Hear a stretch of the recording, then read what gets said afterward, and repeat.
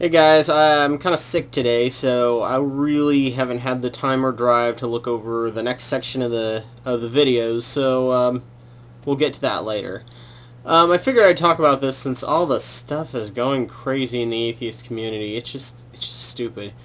I recently jumped on a post of a nice guy I knew who had posted a pro-libertarian image that strawmanned and oversimplified liberalism. When he used one of the usual bad arguments, I jumped on him using charged language that led the discussion to heat up.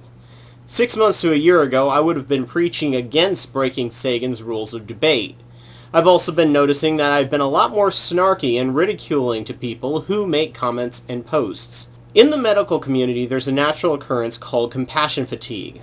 Over the time of dealing with people in pain and suffering, one has to build up a thick skin, and sometimes that can make people's bedside manner either seem fake or create genuinely crass people. Their mirror neurons become overloaded and desensitized. EMT crews that I've known have some of the most dark humor around, and when something horrible happens that would shock and appall most of us, they just shrug it off as another day at the job.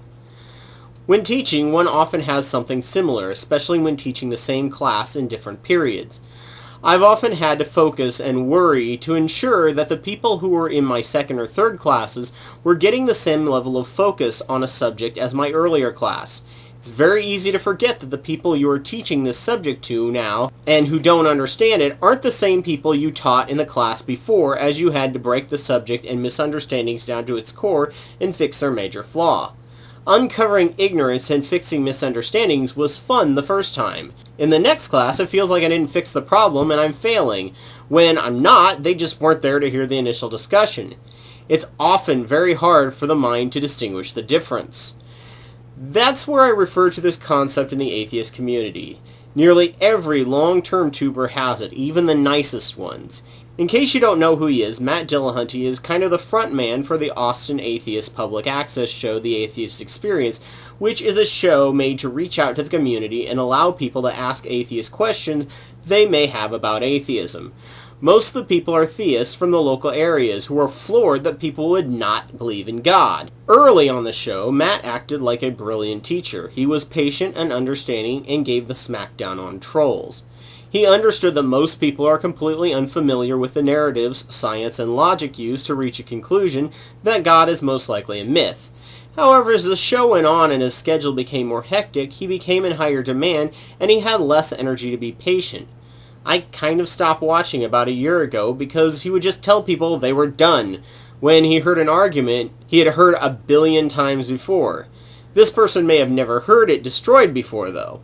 Matt is extremely brilliant, and I have nothing but the highest respect for him, and of course I kept following him on Facebook, but I think it's prudent for people who begin to show this kind of compassion fatigue to take a break from engaging the public on religion, and instead, if you're on YouTube, work on another project, or if you're in an organization, more work in the organization, or with other atheists, and speak out more toward them.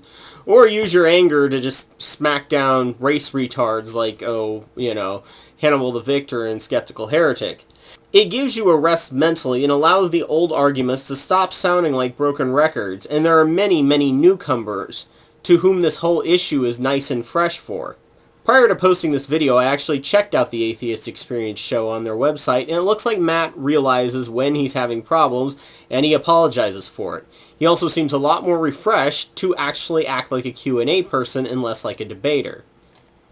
He actually discussed this himself in his latest video.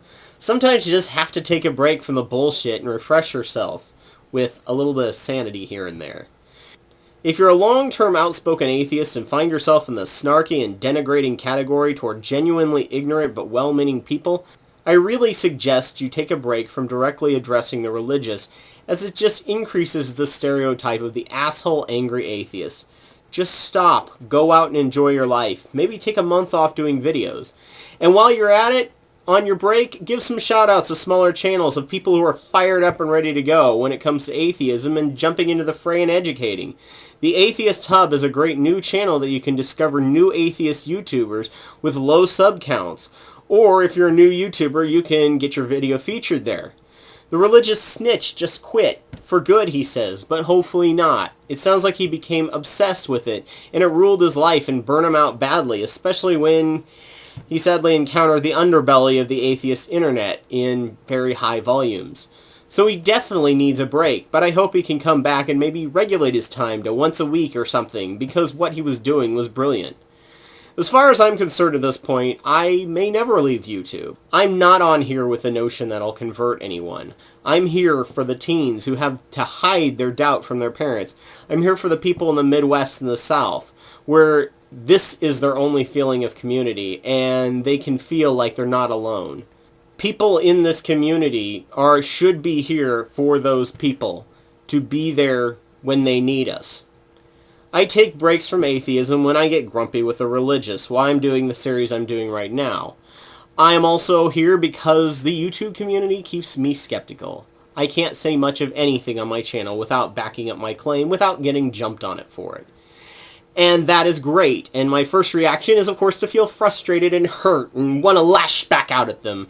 But I've trained myself to stop, let it process that maybe I'm wrong, and not take it personally. They're attacking my claim, they're not attacking me.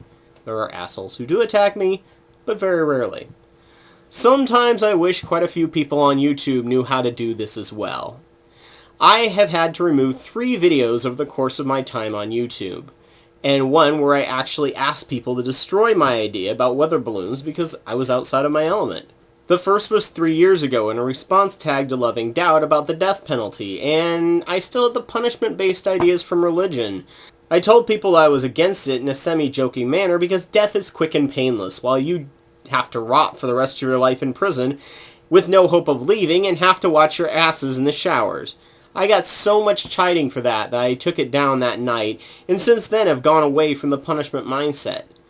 I also got chided by Sophia Rune on my video about solitary confinement, where I made quite a few bad claims about IQ. I was on Truvada at the time, so I had a really emotional reaction to that one. I need to replace that video, but I haven't gotten around to reading the giant folder of research she sent me on it. I have instead at this point put a warning on the video to be skeptical about my claims about IQ. I will get to replacing it when I have time, but most of the video was pretty solid. And for the 10 people who called me out on my last video, which I replaced after some research, thanks. Basically, it said that humans have no instinct and it's all conditioning, which occurred right after a disagreement with my sister who used the vague, common wording for instinct, and I got so narrow focused on it, I thought I had made a slam dunk argument until I saw the next morning and realized immediately what I was done.